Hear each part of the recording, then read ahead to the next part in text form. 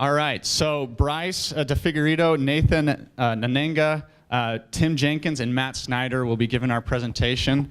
And you're starting off? All right, here we go. Thanks. Yeah, so like I mentioned earlier, I'm Bryce DeFigurito. I'm an associate product manager here at Lucid. And we're really excited to talk about A/B testing. A/B testing is really core to what we do at Lucid. Like I mentioned, our two main products are Lucidchart and Lucid Press. And our mission is to make working visually easy and essential for everyone. Lucidchart, if you may have used it before, we have a lot of great diagramming features. And we're also building a lot of data integrations as well. So we're humans, we think visually, and we learn visually. Lucidchart helps us to express ourselves visually and tie what we're trying to communicate to data sources, all over the place. And Lucid Press, Nathan will probably talk a little bit more about Lucid Press, but Lucid Press helps brands to design collateral and different things to express themselves and to keep their brand in sync across franchises and different locations and things like that. So A/B testing, like I mentioned, is core to our strategy at Lucid Software. We think that we'll be successful as we have deep customer engagement, do frequent low-cost experimentation, and have a data-driven approach. And those last two pieces, frequent low-cost experimentation and data-driven approach, are really embody what we think of when we think of A/B testing. We use A/B testing in a lot of different parts of our product. We use it for emails, for landing pages, pricing pages, as well as inside the product and the editor. Today we're going to focus a lot on inside the editor and once you're actually a user of Lucid. But we have a growth team and a lot of different teams that do A/B testing all the time. We've run thousands of tests. We have probably over 200 tests right now that are active in the product. And so we've learned a lot of things over the years. What is A/B testing? A/B testing is randomized experimentation where you're taking a couple different experiences. An experiment, we'll also call it the B arm in our presentation today. And they're concurrently tested against the existing experience, or the A arm. So this is at the same time, we have two different versions of the product. And users are randomly assigned to one of the two. And then we're tracking metrics and comparing the two so that hopefully we can say this experiment was better than the A arm or the existing experience. From a high level, this is the process that we go through.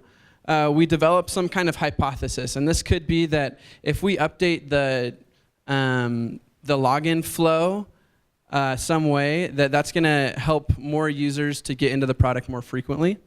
We design the new experience. We select metrics to track and compare. We release the new experience to some % of users, and that's the randomization. We let it run, and then we analyze the results. If there was an improvement, then that becomes part of the product long term, and if there wasn't, we learn something and iterate on it. So why A/B test? Why not just release a change and then hopefully see the metrics go up? Well, we don't know if we release a change on July 1st and then we see registrations go up. Was it that change that started it? Was it because a lot of people came home from summer vacation and signed up for the product? Was it things outside of our control? Was it another feature that another team released? So A/B testing allows us to isolate changes in an experience and really be able to say with more confidence that that's the thing that caused the change in the metrics. And then why not just use user interviews to inform our product decisions? They're both really useful, and you should do both. And Matt Snyder's going to talk about that a lot more. So in summary, why do we A/B test in product at Lucid? One, we have found that it improves the product through frequent low-test experimentation. So the more that we can test and the more that we can learn, the more that we can say that we have improved the product. We want to increase the confidence that we're right, and also lower the risk when we're wrong. We can identify when we're wrong and roll back the experience to the existing experience. And finally, it helps us answer key questions about our users. through doing a lot of tests, we're able to build up a profile of our users and learn things that maybe we couldn't have learned through other ways. A framework that we use at Lucid is that the best thing that we can do in an A/B test is to win the test, like the new experience is better, and to learn something. Second best is actually losing the test but still learning something. We find that more valuable than winning a test but having no idea why the new experience is better. And the worst thing that can happen is we lose a test and we have no idea why. So this is just a really quick case study of a pretty simple A/B test that we ran. This is the Lucidchart editor here on the right. And our hypothesis was that adding some visual affordance to how users use the editor will increase usage. So you can see on the left we have some small shapes. You can drag those shapes onto the canvas on the right and create a diagram. The existing experience when we ran this test was that you just had a normal cursor and you could click on that and drag it onto the canvas. And we thought, if we use the grabby hand cursor and when you grab the shape, it kind of pulls it out from the rest of the shapes and gives it a little drop shadow, just some like really subtle visual affordance that would increase people doing this thing. So we ran the test. We found we had some primary metrics, which were like the first time of creating a shape. And we found that went up. And then we always look at secondary metrics as well, like people paying for the product, people coming back and using the product after they've used it for the first time, people who are having success, which we define as like they printed, they shared with somebody else, they downloaded, they added it to an integration, somehow did something with the diagram. And we tracked those as well. And we found that those also went up. So in this case, we decided to make it part of the product, and it was great. But there's a lot more that goes into this. Like, how do we know that the improvement that we saw was real and not just random? How do we know that just randomly people assigned to the experiment weren't more active and more likely to come back? So we're going to have Tim Jenkins, who's our Director of Analytics, talk about statistics and A/B testing and why it's really important to know some basic statistical principles. Thank you, Bryce. My name's Tim. I lead our analytics team here at Lucid, and I love A/B testing. I think it's a fascinating topic, and so I'm excited that you all are here to learn more about it today. I think Bryce did an excellent job of explaining why A/B testing is important and also how we approach A/B testing here at Lucid. What I want to do for the next little bit is walk through some examples with all of you. So this is going to be a little bit interactive, so you can try your hand at this and hopefully learn a little bit of statistics along the way. So let's start out with a simple experiment. We're going to test different homepage design. This is actually Lucidchart's homepage circa 2009, and then on the right is our existing homepage. So let's suppose that you're running a test and you're taking a look at the conversion rate. Let's say we're trying to drive registrations for our product. Do you see these results? A has a 10% conversion rate, B has a conversion rate of 11%. All right, how many people here would go with A? No, but come on, that's a good-looking homepage, right? Nobody wants to go with A. All right, how many people would go with B? How many people would go with neither? Or if you didn't raise your hand, you want to do something different, what would you do? Just shout it out. Okay, yeah, you probably want to look at some data, right? Who wants to see more data? Yeah, all right. My people. All right.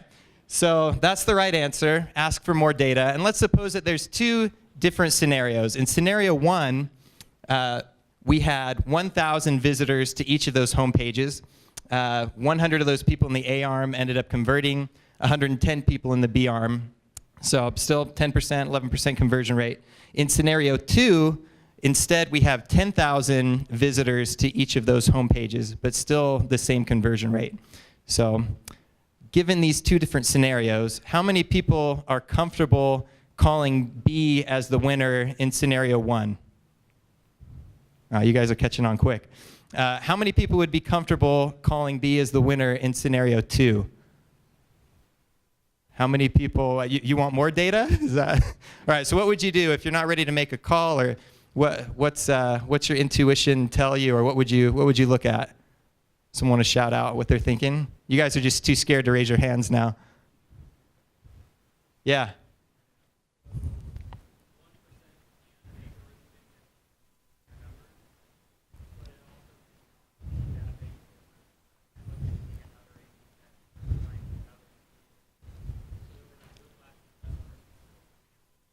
Okay.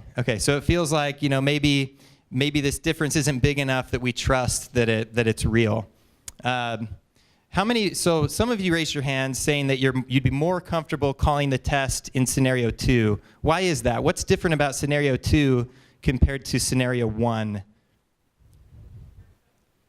Yeah, a larger sample size, right? So it's kind of intuitive, right? If you flip a coin 10 times and you get 8 heads, maybe you just got lucky. If you flip a coin 100 times and you get 80 heads, you're starting to think maybe something's weird about the coin, or maybe you're super lucky to go to Vegas or something.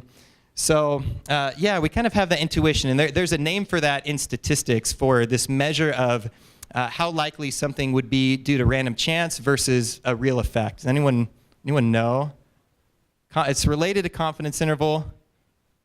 P-value, anyone taken a stats class and heard of p-value? That's what we're talking about, p-values, which have a complicated definition, but basically that's the intuition. How likely is this thing to happen due to chance as opposed to due to a real effect? You might hear the term statistical significance, which is just 1 minus the p-value, and sometimes that's what will be reported with tests. We could run these numbers through a calculator and look at the statistical significance of this difference. If you did that, you would see that in scenario 1, there's clearly not enough evidence to make a call. In scenario 2, though, even though it's a small, right, 10% versus 11% conversion rate, it's still a 10% lift, right? Pretty good. And we have enough evidence to pretty conclusively say that we think that B is better. All right. So we've learned something. We can't just look at conversion rate. We've got to look at statistical significance. All right. You guys ready to try this again? This time we're going to test, let's say we're testing a color theme on the homepage. Instead of orange, we're going to try green. So we've got our A arm, we've got our B arm, and we're going to look at statistical significance of this difference in conversion rate over time. So on this chart, we've got showing the test results over time, how many people have seen each of those versions, and then what the statistical significance is of that effect. So let's say you run the test. You pull up the results. We've gotten to about 550 visitors in each of those arms, right, in the A and the B experience.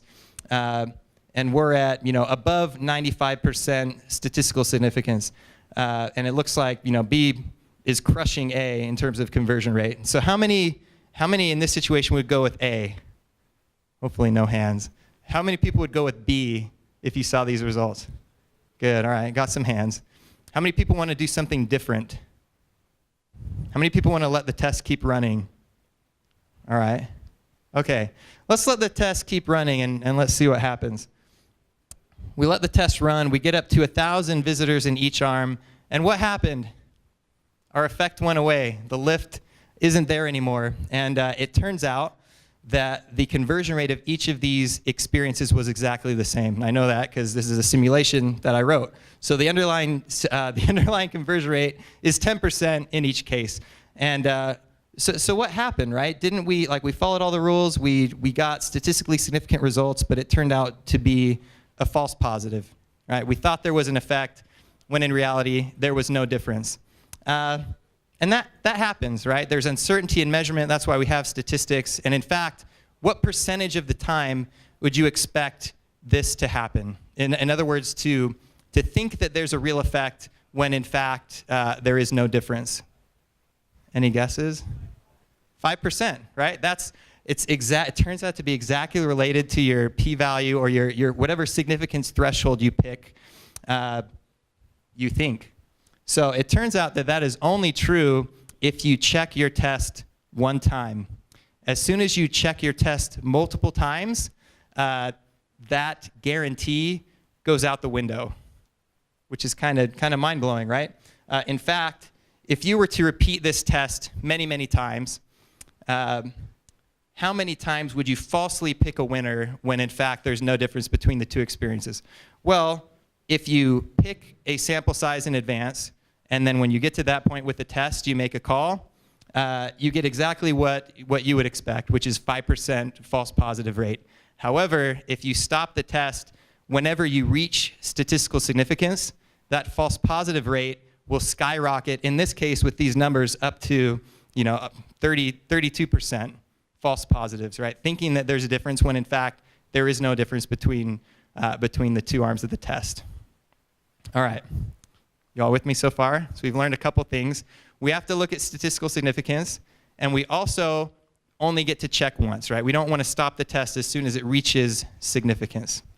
You ready to try this again? All right, let's try another test where instead of orange versus green, we're going to do orange versus blue. And we decided we're going to do 1,000 visitors per arm before we make a decision. All right, so we've learned our lesson there. Let's say that you see these results, and you can see, we even had a spike in significance early on. We were good though; we ignored it. We kept going. We get to 1,000 users per variant, and it's time to make a decision. What decision do you make? How many people want to go with A, or stick with A? How many people want to go with B? All right.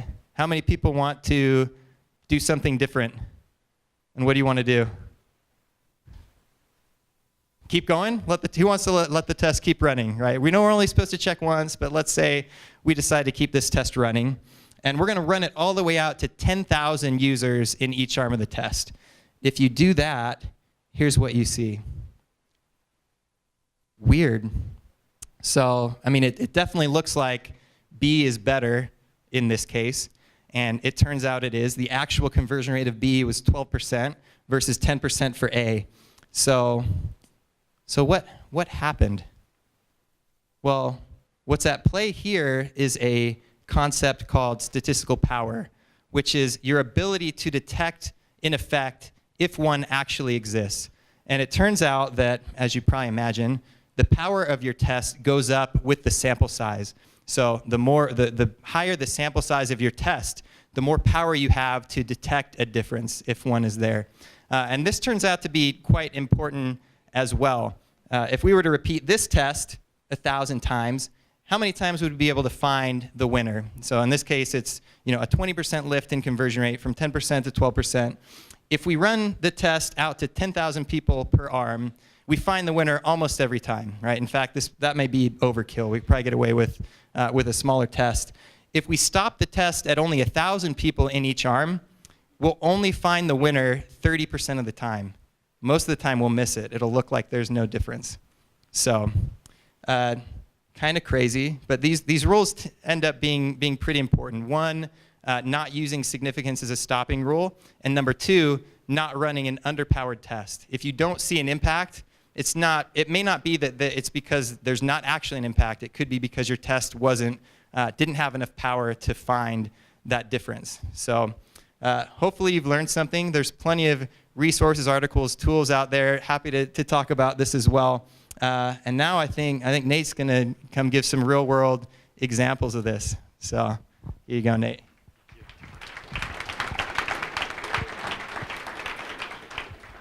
Hi, my name's Nathan, and I work on Lucid Press, which Bryce mentioned earlier is our design and branding platform. So I'm going to walk through a real-world scenario of a poorly designed test. The feature itself wasn't bad, but the test itself was, we didn't do the steps that Tim had outlined, which is determine your power and your target sample size beforehand. And what happened with that? So here's the A arm of the test, and here's the B arm of the test. And so I don't know if you can actually tell, but what we changed was the background color. And before we had this slight texture, it was kind of dimply looking. And then we actually just changed it to be a flat gray. So almost imperceptible. And then I'll show you what the results looked like and walk you through our process as we had discovered these results. And there was some peaking involved. So when we first ran it, it was a really low-cost test, so we weren't really too worried about doing it very rigorously. So we ran it, put it in there, and we checked it after 2 weeks, and we saw 19% lift in our payments, which is incredible, like extraordinary. in the true sense, it was outside of ordinary, what you'd expect for something like this. And it was at 99.5% significance, which is pretty incredible. So at this point, minds are blown. The VP of product is like singing our praises, and we just did the most successful test in Lucid history and increased payments by an incredible amount. So everybody's super pumped.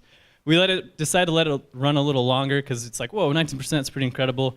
And then we see it's down to 9.7% 2 weeks later at 96.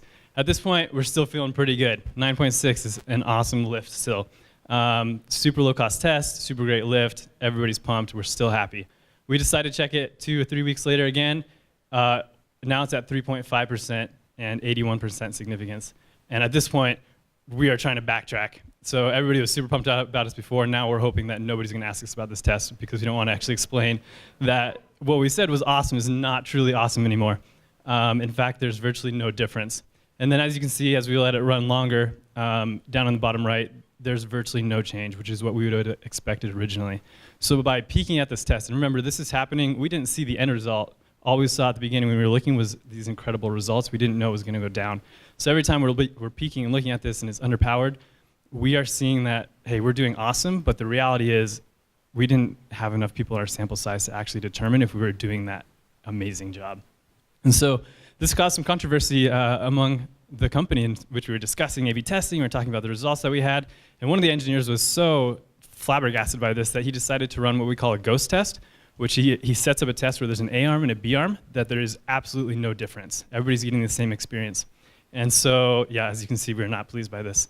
And so what happened in our ghost test is, I mean, kind of what you would not really expect, but what we saw with the other tests, that at one point we had a negative 5% lift in our payments at a 92% significance rate. So by having absolutely no change, we were still able to get results that were pretty close to significance. And looking at some other of the events we were measuring actually were at significance. So the key takeaway here is that you have to let them run to the determined power level that you need to determine the results actually happened. Otherwise, you're going to be inferring conclusions that aren't actually true, and that can cause a whole mess of problems because you say something happened that was actually not true, and then everybody's trying to plan their strategies around what you were doing and changing colors here and there and all this stuff, but it's actually not helping the way you thought it was. So this is just a real-world example of how running an underpowered test or not having enough people in your sample size can affect the results that you're seeing. So again, to reiterate what Tim said, make sure you are constructing your experiments thoughtfully. You have a hypothesis of why it would improve it, and then you're running it to the appropriate power level or the correct sample size that you would need to determine those results. So I think now we're going to pass it over to Bryce. Thanks. Thanks, Nathan. So, lest you think that A/B testing is garbage and every time you look at it, it's just going to randomly tell you something that might not even be real, we're going to go through an example where we learned something from A/B testing. So in Lucidchart, when you come into the product for the first time, we give you some templates that might help you get started. And we can do all kinds of diagrams in Lucidchart. We can do flow charts, mind maps, org charts, mock-ups. There's like a huge list. So we have hundreds of templates, and we don't really know what you want to do, so we basically give you a big list that's categorized. And our hypothesis was that we could help users get where they were going faster and hopefully retain more if we were able to kind of predict what they might want. So we have a few signals that we could go off of. One of them is we kind of ask people when they're new to the product, who are you? Are you, a product manager, business analyst, a salesperson? So we hoped that taking some of those signals and then giving you recommended templates based on what we think you might be here to do would help people retain more and use the product more. So we were going to recommend templates based on those things. So what happened? We had a primary metric that we were tracking, which was users creating a document from a template. So if a user was like, oh, I want this template, we would track that. And that went up. But like I mentioned earlier, we always track secondary metrics as well. So we were looking at things like users creating a return document, like coming back and creating just any document. It doesn't matter whether it's a template or not. and users who printed, shared, or downloaded a document, which we kind of use as a proxy for, hey, this was useful for me, so I'm going to take it out of Lucidchart and somehow show it to somebody else. And also users who paid for the product. So we looked at both the primary metric of users creating a document from a template and secondary metrics, which were kind of like those business goals. And what we found was that template usage went up, but those secondary metrics went down. And so then we were like, what do you do? How many of you, if you had a feature like this, would put the feature in the product? How many of you would not put the feature in the product? Okay, so yeah, it's kind of a conundrum, and we're thinking, well, probably, we shouldn't recommend things to users. Why is that? Maybe the recommendations were bad. Maybe we were just guessing wrong. Or maybe there was something about the templates that wasn't good. Or maybe there's something about just using templates in general. So we wanted to do more analysis. We segmented our results by persona. So looked at, okay, for the salespeople, what were their usage rates after they saw this experience? And for the product managers and for the engineers. And we found that different personas had different results. So some people, when they were recommended things within a certain segment, use the product more, actually, and some use the product less. So our new hypothesis, well, we had a few. One was that we don't have the right templates for different personas. For example, marketing, I think, was way down. Like, obviously, we didn't have good templates for marketing. And also, maybe there's something about templates that hurts the user experience. So our next step was to audit our templates for usage among individual templates. Get rid of templates that aren't used a lot or that actually hurt people's retention. Design a new unified style for templates, and then add relevant templates for each persona that we think need more templates. And then retest the recommendations. So in this way, we were able to run a test that was, maybe had mixed results, which was successful in some dimensions and unsuccessful in others, but it taught us something about our users and about the product. And we're able to iterate on the design of the product based on that. So now I'm going to pass the mic over to Matt Snyder, he's our director of UX design, and he's going to talk about how design and testing go hand in hand.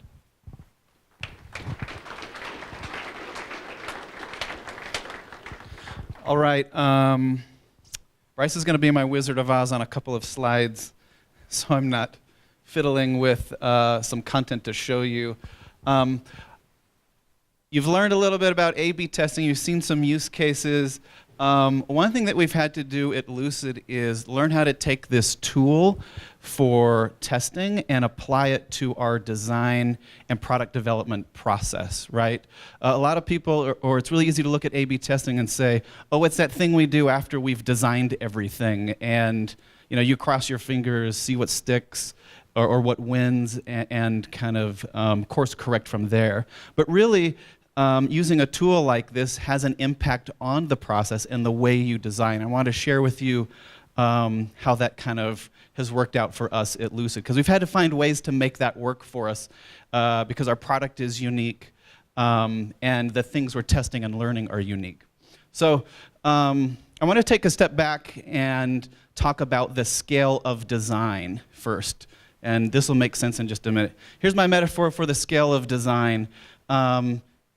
It behooves design to look at things holistically. So we can consider an experience. Maybe this is like software, but the thing we want to understand is something here in the atrium of this building. But in order to kind of design and get that thing, quote unquote, right, we have to look at the whole property, right? You have to look at where people drive in on roads or how they cross the plaza to get into this atrium. And if you're too myopic, then you're missing these opportunities in the design experience that you have to design for. So the takeaway with these few slides is it's important for design to design holistically. But there's kind of this paradox here, and that is these are all potential variables when it comes to testing. And in order to run a good test where you can actually learn something, having too many variables causes problems, because you can look at the outcome of a test, but you might not understand why something performed the way it did. Does that make sense to people? So there's this paradox, right? You have to scale the design with the scale of the test without hurting either one of those things. There's another thing that we've had to kind of learn here at Lucid, and a way we've had to mature, and that is using A/B testing tools and moving past kind of a winning and losing attitude. So in the beginning, when we began A/B testing, we kind of lived by the test, died by the test, and if your test won, there were high fives, and like Bryce showed, if the test lost, and you're just focused on winning and losing, people were frustrated. And in the beginning, I think when people adopt A/B testing tools into their process, this can happen where you kind of go from a winning and losing mindset to a learning mindset, where as you test things, if you're testing them just to win or to pat yourself on the back or to prove something, you're losing this opportunity to learn. And so as we take that scale in the design process and with our tools, and as we pair that with an attitude of learning, now you're able to deliver more scaled, informed, intentional changes. And the A/B testing tools isn't just a cog in the wheel at the end, but it begins to inform the design up front. So I wanted to share with you 3 things about how the product development process and design, 3 things that we've done to really take advantage of A/B testing beyond just the results. So the first thing here is track design rationale for tests. So when we first started A/B testing, there's 100 ideas that people have. We start picking those ideas and designing and testing. And in the beginning, as more ideas kind of surface, and as we intentionally tried to make positive changes to the product, we kept running into statements like this internally at Lucid. We tried that last year and it didn't win. That's kind of that winning-losing mentality, not a learning mentality. This is funny to me because if you know Michelle, she would never say that. Okay, Wizard of Oz. You ready to click on that? Did it work? There we go. So it was difficult for us to learn from each other and the experiments that we had run in the past, right? Bryce mentioned we're running hundreds of tests, thousands in a year. If you don't capture that learning, you waste that effort. And so one of the things that we incorporated into our process was this opportunity to document the rationale around testing. So yeah, thank you. Scroll down slowly, Bryce. So one of the things we do in product and design is we actually put pictures of the things we're testing in here. Imagine running a test and having somebody say it won or lost last year, but they can't show you the variance and they can't express to you the hypothesis, and all you have to go on is the outcome. So we started documenting these things. Well, what does it actually look like? What are the changes we're making? Keep scrolling, Bryce. You can see reasoning and hypothesis are being described from a design change perspective. We document like data that informs and initiates this change that we want to make. And then we describe primary and secondary metrics, and then the data that is the outcome of this test. And then finally, at the bottom of this documentation, we describe what we learned and the decision we made. This has been very useful for us internally because we can refer to these tests. We can look back at a test and say, hey, maybe we should run it again because we didn't quite play with the design the right way. And we can educate and teach ourselves and others outside of product development what we're doing and what we're experimenting with. So this has been very useful in maintaining that testing knowledge inside of our organization. The second thing, research your test learnings. It's kind of a mouthful. I'll explain what this means. As I mentioned, sometimes you have to like scale your test down. You can't deliver like lots of changes at once. And so with all the little tests that we run, it's often useful to take a step back and use the results of those tests as if it was research data. Last year, we ran many, many tests to push a new editor design out to all of our customers. And I think there were, I don't know, 50 or 60, maybe 70 different tests on little pieces of the product to fine-tune this thing before releasing it. And after we released it, we took a step back, and the product manager and the designer looked at all the test results, and we began to we aggregated them into one view, and we peeled back these layers, and we said, okay, did it win or lose, yes or no? Okay, next layer is, why do we think the test won or lost? Or why did it win or lose? And then the next layer to peel back is, what does that say about our users? And they took a couple of days to go through all the tests and to develop these experience themes, and then develop some design principles for the product group to educate and teach ourselves what these results might say about users in a way that as we moved forward, we could be mindful and be more intentional around design changes.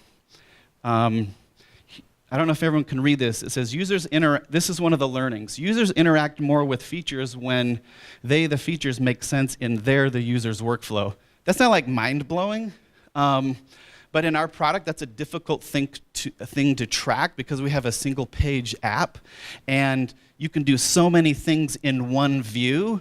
It's difficult to identify and understand workflows, especially across all of our different user types. So, if you're running A/B tests, take pause, take a moment every once in a while to aggregate those things, and use the information as research to educate yourselves on what your users are like. The third and last thing here is supplement your A/B test with other learning tools and methods. Success metrics don't always tell you why something happened.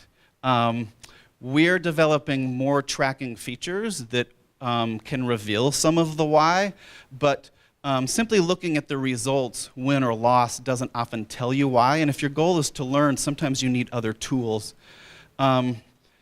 This is a tool that we just started using, and we've used 2 or 3 tools like this. This is screen capturing or screen recording software. Has anyone used stuff like this in your products? Yeah.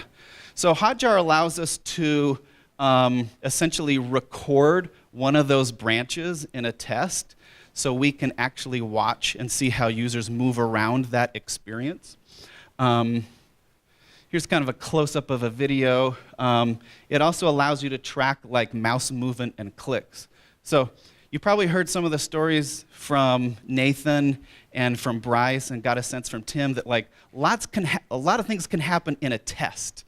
And so if we can record the experiences that people have in these things and watch them, it can help us identify sometimes where we implemented the test wrong.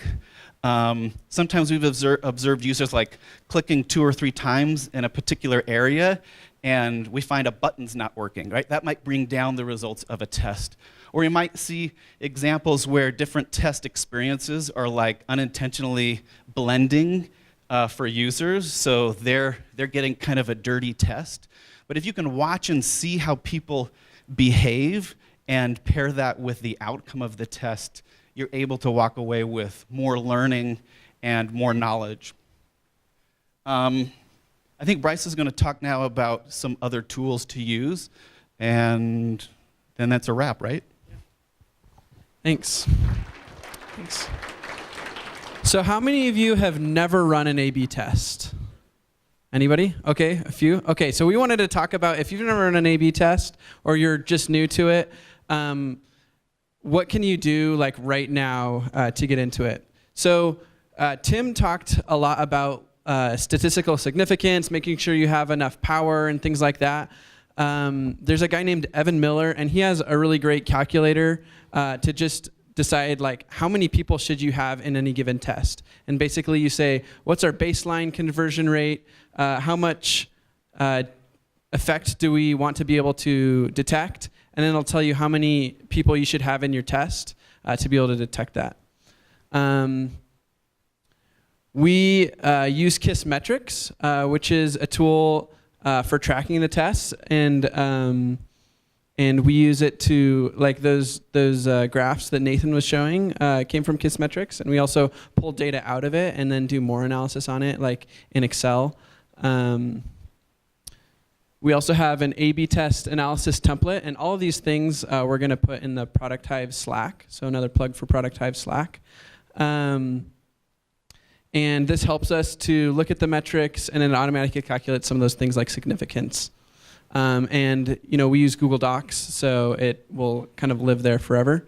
And then finally, we use Confluence to track and document our results and learnings.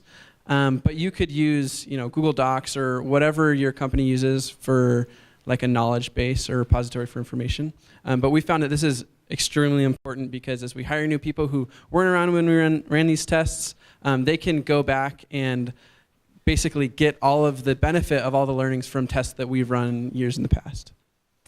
So in conclusion, some principles we talked today. Number one, don't use bad stats. It's important to understand the basics of statistics.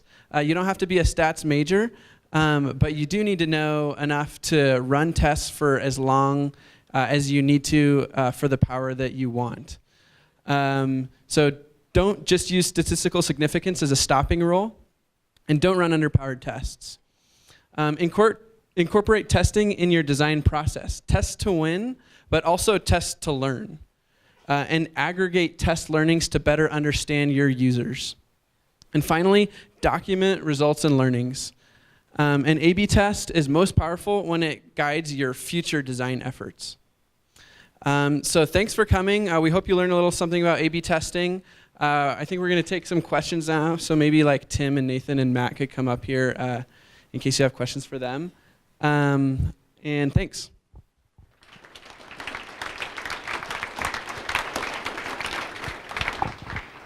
And I think we have a couple mics, so maybe somebody could help us by like running a mic to people with questions.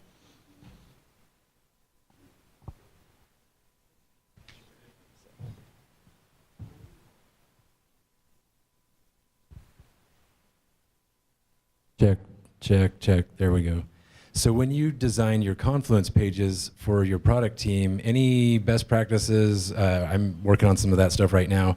To make that more useful or usable for your internal team? Like what types of data or, I don't know, how do you design those to make those work well for your product team? We've actually gone through 2 or 3 versions of a Confluence page. Some people on my team have actually designed those. We actually look at we look at the people who need to use them as users, and so it means reaching out to them and asking them what they think should be on it. And then 6 months later, you revisit the documentation, and you kind of have to look at it and say, oh, people aren't filling this section out. Why is that? Or perhaps we're missing a section. But for us, it's an iterative process, and you have to constantly like nudge people, but you also have to make sure it's useful and that it works for people. I don't know if Bryce or someone else wants to add to that, but A/B test it. Yeah, I'd say from a high level, we want to keep track of who the stakeholders were, the tests we ran, what were the 2 different experiences, what were the hypotheses, the raw results, and then like what we learned from the results and what decision we made based on it. And we also always have like links to the raw data and links to like the JIRA tickets and things like that, so that if you're digging in, you can dig deep to like get to the actual source. Yeah, I think it's been beneficial for us to link to things rather than like to force the documentation to be aggregated all in one place. That just seems like there's an increased cost there for people with regards to documentation. So we aggregate high-level stories and then try to like link to the areas where other people are working. So during the presentation, you mentioned how you can run dirty tests, was the phrase. So what is your process to make sure that you're testing multiple things, but that you're not running over yourself? And my example specifically is the slide where you had different points on your canvas of places that you had tested.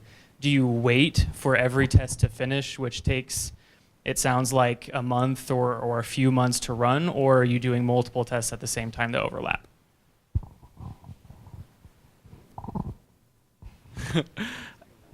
Yeah, we do run a lot of tests at one time. In general, our product is pretty big, so we do try to make sure that we're not running 2 tests on the same feature. But we have multiple tests running at a time, and because we're randomly assigning users, like you would reason that, like, basically in test 1 there's 2 arms, test 2 there's 2 arms. The users from arms A and B from test 2 should be evenly distributed between arms A and B of the other test. So, like, any lift from test 2 should be a wash in test 1. I don't know if anybody has anything to add to that. Sometimes when we're testing lots of things in a particular part of the product and we get these little wins, every once in a while we'll withhold from releasing that into the product, and then we'll group all the wins into a test and then release those, just to make sure as they're aggregated it doesn't produce an experience that actually ends up being negative. So. Yeah, I had a stats question. First of all, sorry.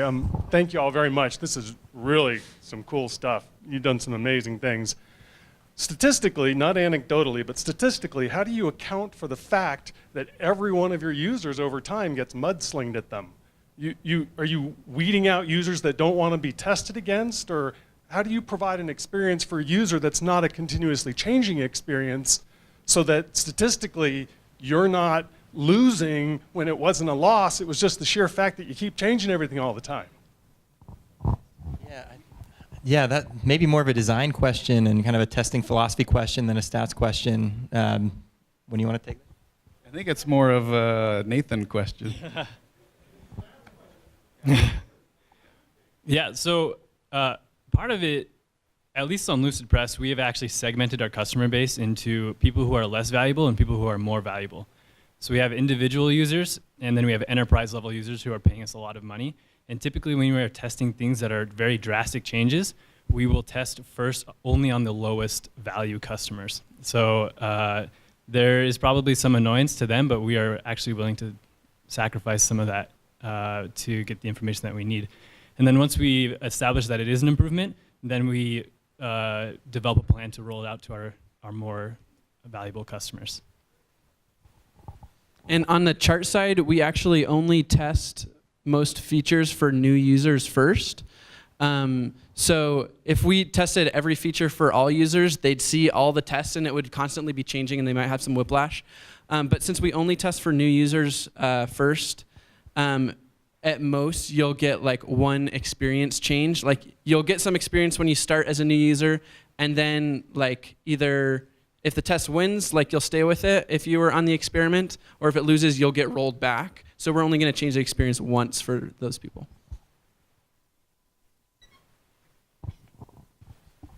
So in all these examples, and from what you've said, you refer to A/B testing, and you have an A arm and a B arm. Are you doing A, B, C, D, E, F, G testing too?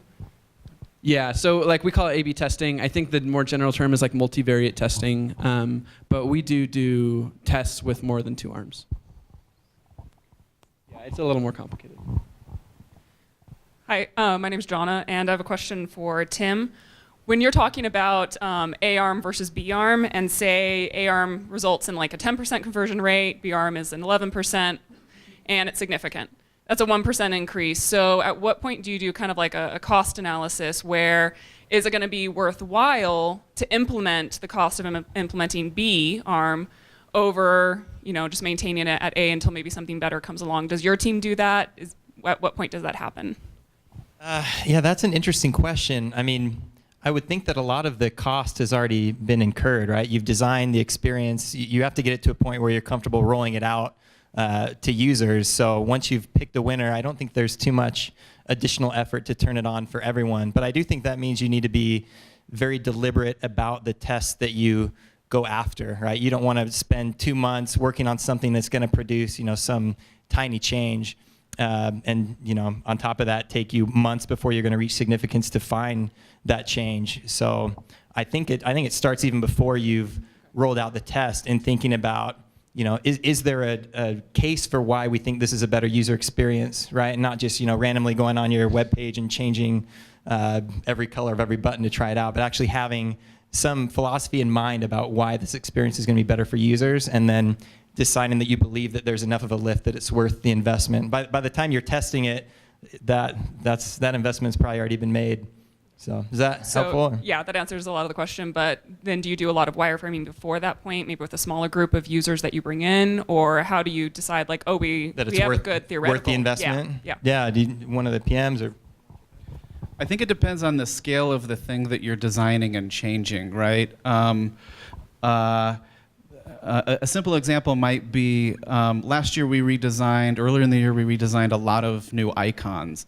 But in order for me to the cost for me to get users on the phone and run them through like a usability test, I might get like 20 or 30 users over the course of 2 weeks. But that's a 2-hour job for an engineer, right? To like swap out icons and flip on a test. So we look at like the cost to kind of usability test and research, and we also understand our cost to engineer things and where it makes sense. Many times it's just worth like engineering something to learn from it. Oftentimes though, getting back to this other question, sometimes there's like not a lot of movement, i.e. win or loss, but we think it's a better experience, so we'll release it. Sometimes we'll test something and it'll be a loss, but not a huge loss, and we don't give up. Like, we go back to the drawing board and we try to we iterate and we try to fix it till we can get a win. And so there's this constant desire to learn and improve that helps us kind of like stick to things till we solve the problem. Anyway.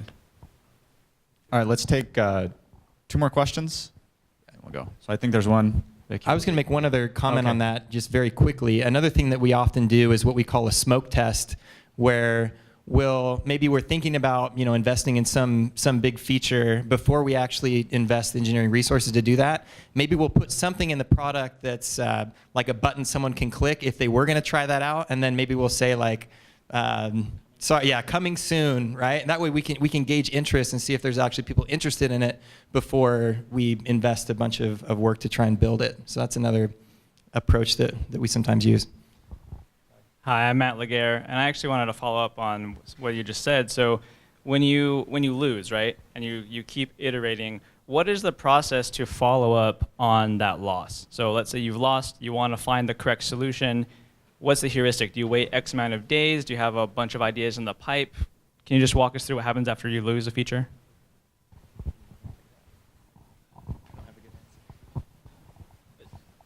I think the reality is that each case is going to be different, and so the approach for every feature that you're developing and iterating on is going to be a little bit different.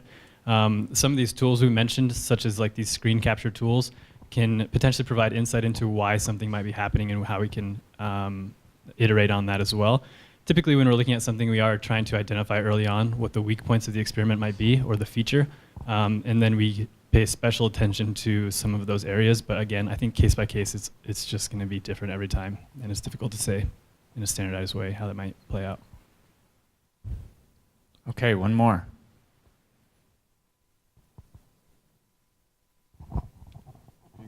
Okay. I actually have 2, so sorry.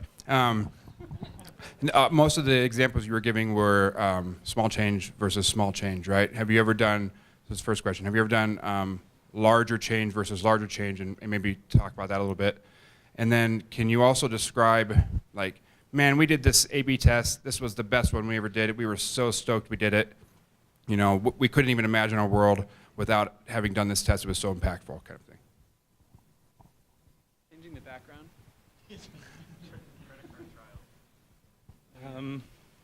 So to reiterate, it sounds like the first question was, have we ever tested really big things?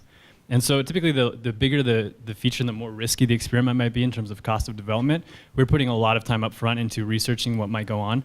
So we're talking to users, we're showing them mock-ups, we're getting primary feedback directly from the customers. And then there are certain tests that we call tests that like cannot lose. And in that instance, we have spent so much time that we actually have to find a way to implement this, such as upgrading our technology stack from AngularJS to the next version of Angular, where we're not going to go back on this because the cost of development is too much and the benefit of actually getting to Angular is great. And so we will continue to monitor these, and then, like I mentioned before, on a case-by-case basis, we'll try to identify why some of these things aren't working out as we thought they were, and continue to develop on them until we get it to a point where we feel comfortable that it has won. 2 years ago, when we began developing our new editor, we took on too much. But there was quite a bit of design work, but one of the mistakes we made was also changing the code stack that we use to develop our new editor. And that caused a lot of complications because we would see a drop in performance or get feedback from customers saying that something wasn't working quite right. And for every one of those questions, we had to stop and go, is it a technical problem because we're using like Angular instead of something else, or is it a design problem? It took us twice as long, it cost us twice as much, and we changed the aesthetics of the product. We moved where features were based off of some simple analytics and information architecture. We took on way too much. If I were to roll back the clock, I think a lot of people at Lucid would agree with me, we could have said, let's just change the color of something and the look and feel and see where that gets us. Okay, you know, win or loss, got it. Okay, now let's not change how it looks and just change the technology behind it. Okay, win or lose. Because we spent a lot of time spinning our wheels, ping-ponging problems between departments, trying to understand where the real problem lied. And sometimes it was a design problem, and sometimes it was a technical problem. And that taught us a huge lesson, like, we can do a lot by iteratively changing things. It fits a testing model better, and yeah, it humbled a lot of us, I think. And on your second question about like what was something that like we are super happy we did, we couldn't live without, I'm not sure how long ago it was, but we used to have all trials were free trials, and we were thinking about implementing credit card required trials. Sorry, all trials are free trials, but we're thinking about implementing credit card required trials, where basically you put in your credit card information before you start the trial, and then you're able to get upgraded, you know, just once the trial period ends. And we were not sure if that was going to decrease the top of the funnel too much to where it wasn't worth it to get those like higher quality trial leads. So we A/B tested it, and it ended up being a lot better to do credit card required trials. And so that's a big part of our product now. And now that's actually like a metric that we test on is this increasing credit card required trials. Let's give him another hand.